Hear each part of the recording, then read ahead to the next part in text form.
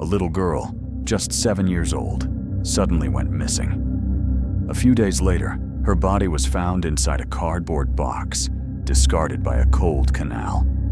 The girl's killer was a sick pervert with a history of pedophilia, who had been arrested and released multiple times.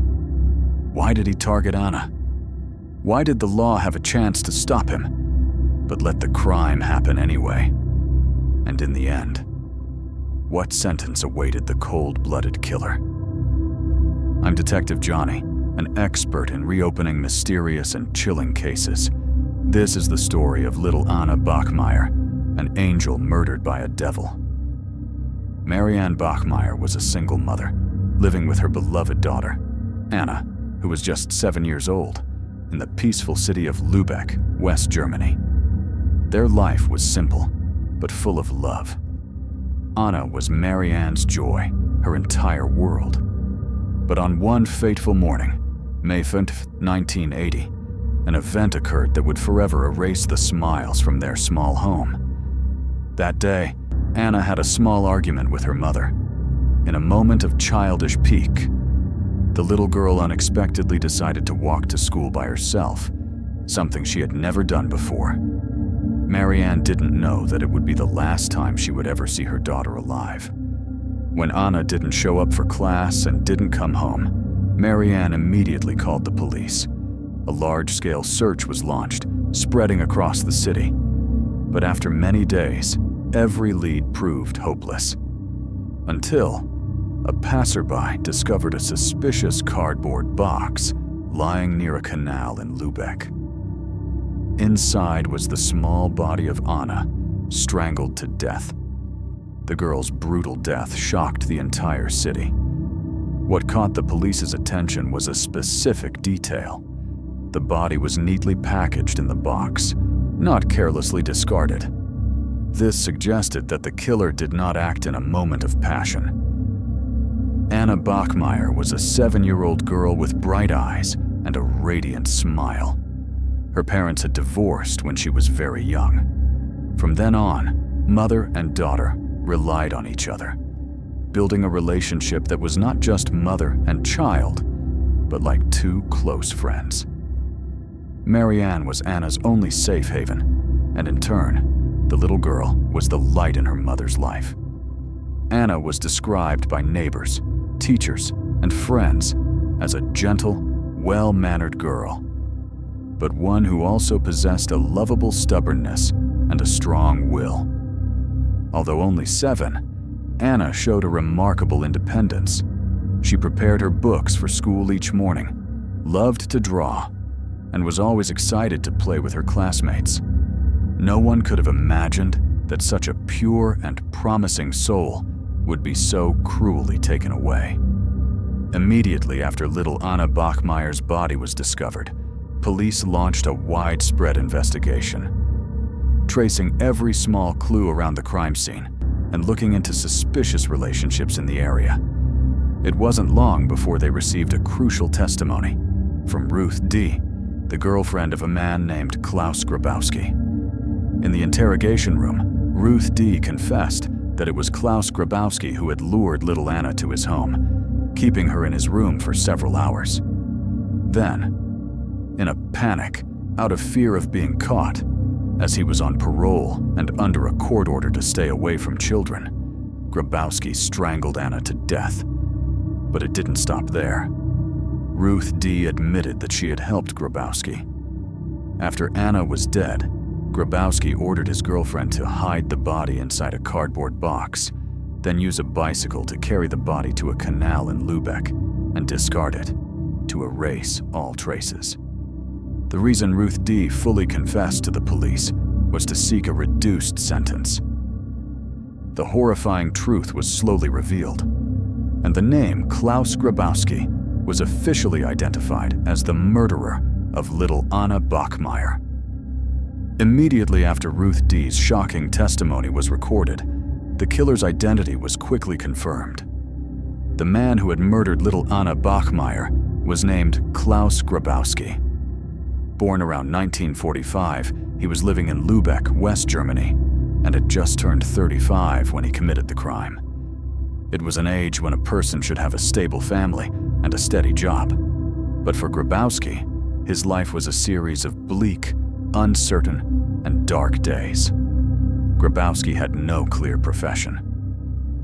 He subsisted on unstable manual labor and odd jobs, drifting from place to place, precarious and obscure. As for his family, almost no one knew his parents or relatives. The only person by Grabowski's side at the time of the crime was Ruth D., a former sex worker who was both his lover and accomplice. The two lived together in a small, dark apartment in the heart of Lübeck. They barely interacted with neighbors, had no friends, and no social life. A complete separation from the outside world. Many in the neighborhood didn't even know Grabowski's real name. They just felt that the place was cold, unsettling, and eerily quiet. With his murky background and suspicious lifestyle, Grabowski quickly became the focus of the investigation. And when police delved into his past, they discovered a truth even more horrifying than the crime that had just occurred. Before causing the death of little Anna Bachmeier, Grabowski had been convicted of pedophilia for a history of child sexual abuse. His record included multiple serious past incidents, leading to him serving time in prison and being classified as a high-risk offender. What's more, after some of these incidents, he voluntarily underwent chemical castration to reduce his urges, a procedure typically for those at high risk of reoffending. However, just a few years later, the man changed his mind, seeking a doctor to reverse the procedure, despite experts warning that this could lead him back down his old path. When he was released, Grabowski was placed on a list for special supervision. He was forbidden from having contact with minors, not allowed to live near schools or areas with many children, and required to report his place of residence to local authorities. But the laxity in supervision and monitoring, combined with legal loopholes at the time, allowed Grabowski to continue accessing potential victims. The final consequence was an irreversible tragedy: the wrongful death of a 7-year-old girl. Psychological experts believed he showed signs of emotional and personality disorders, particularly a complete lack of empathy, the bare minimum for a normal human being.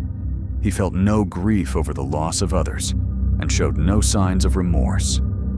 Grabowski had very poor emotional control, easily falling into impulsive states and acting on dangerous instincts. But even more disturbing was his ability to manipulate others. With his words and psychological pressure, he made his girlfriend, Ruth D., help him dispose of Anna's body, a chillingly cruel act. Grabowski's coldness was most evident during his arrest. He showed no fear, no anger, no sadness. He was completely emotionless. Throughout the investigation, he did not apologize to the victim's family, nor did he express any sign of remorse in the way a repentant offender would. And when he stood trial, what silenced the entire courtroom was not his testimony, but his face. Grabowski maintained a calm expression, his eyes cold, without a single emotion. Some described that silence, that emotional emptiness, as even more terrifying than a confession. At the time of the crime, Klaus Grabowski was living with his girlfriend, Ruth D. Ruth was well aware of his criminal record involving minors, but still chose to live with him, ignoring the potential risks. This choice brought her close to the crime, and eventually made her a part of it. When he lured Anna into his home, Grabowski was on parole. Any violation, especially contact with a minor, could have sent him back to prison with a heavier sentence. As time passed, he grew afraid of being caught. In a panic, he made a horrifying decision. Instead of letting the girl go, he chose to murder her to cover his tracks. After killing Anna, Grabowski did not dispose of the body himself. Instead, he ordered Ruth to do it. With a cold expression and emotionless voice, he instructed her to hide the body in a cardboard box, then use a bicycle to take it to the canal in Lübeck and discard it. And Ruth complied. Initially, many did not understand why Ruth would obey him so readily. But according to investigation files, Ruth D. had been psychologically manipulated for a long time. Klaus did not need to use force. He controlled her through invisible coercion and a psychology of dependence and fear, making her act like a hired hand in his grasp. However, the guilt quickly overwhelmed Ruth. She couldn't endure it any longer. In a panic, Ruth went to the police station and voluntarily confessed the entire truth, hoping for leniency. It was this confession that led to Grabowski's near-immediate arrest. Klaus Grabowski didn't deny his crimes. He admitted everything to the investigators. But what sent a chill down people's spines was his strangely emotionless demeanor. Not a single tear, not a word of apology, no sign of remorse. Throughout the interrogations, he just sat there, calm, impassive, as if he were recounting someone else's story. As for little Anna Bachmeier, the tragedy began on a morning that seemed perfectly ordinary. It was the morning of Monday, May 5th, 1980, in the city of Lübeck. The sky was gray, there was no sun, and the wind was chilly, the typical cold of early May in northern Germany. That morning, Anna didn't want to go to school, which was very rare for a girl who was so independent and loved to learn. Mother and daughter had a small argument, nothing too serious. In a moment of frustration, Marianne, Anna's mother, blurted out that Anna could stay home from school that day. But as her anger faded, Anna seemed to change her mind. Without a word, she quietly took her school bag, opened the door, and left the house alone. Perhaps at that moment, Anna wanted to take responsibility herself, or she was afraid of upsetting her mother, or maybe she was simply afraid of being marked absent from class. Right then, Klaus Grabowski, the man living with his girlfriend in a small apartment near the street where Anna was walking, casually saw the little girl walking alone. He approached her. On the outside, Grabowski didn't look particularly scary, a quiet, middle-aged man who was seen intermittently around the neighborhood. Anna may have seen him a few times, just enough not to be on guard, a fatal mistake many children often make, believing that a familiar face means safety. When he approached Anna, Grabowski used familiar lures, saying he needed help, promising her a toy or some sweets. Old tricks that still hit home with a child's psychology, and this time it led to tragedy. Anna followed him home, a small, stuffy apartment where his girlfriend, Ruth D., was also present. She knew Klaus was keeping a child in the house, but she didn't intervene. She didn't call the police. She did nothing at all. Time passed. From morning until afternoon, Klaus grew more and more panicked. He knew he was on parole, and keeping a child in his house not only violated a court order, but was also enough to send him to prison for many years. Instead of letting Anna go and facing the consequences, Grabowski chose to cover his tracks, coldly, cruelly, without hesitation. He used his bare hands to strangle little Anna to death. After murdering little Anna, Klaus Grabowski began to dispose of the evidence. He stuffed the little girl's body into a cardboard box, then wrapped it tightly with several layers of old cloth, as if to conceal the horrifying truth he had just created with his own hands. But what was even more haunting was that he didn't do it alone. Grabowski ordered his girlfriend, Ruth D., to carry the box on a bicycle. Without a word of protest, Ruth did exactly as she was told, cycling away from the city towards the outskirts of Lübeck, where a small, quiet, and little-used canal was located.